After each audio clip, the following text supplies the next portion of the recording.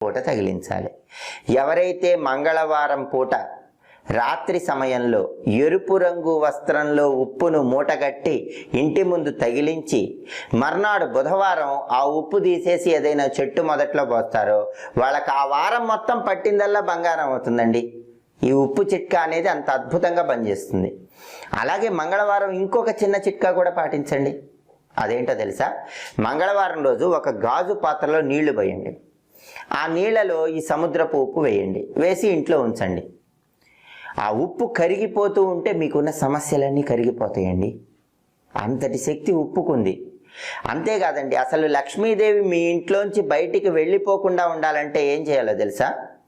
మీరు ఎప్పుడైనా సరే ఒక గిన్నెలో ఉప్పు పోసి ఒక 7 లవంగాలు వేయండి.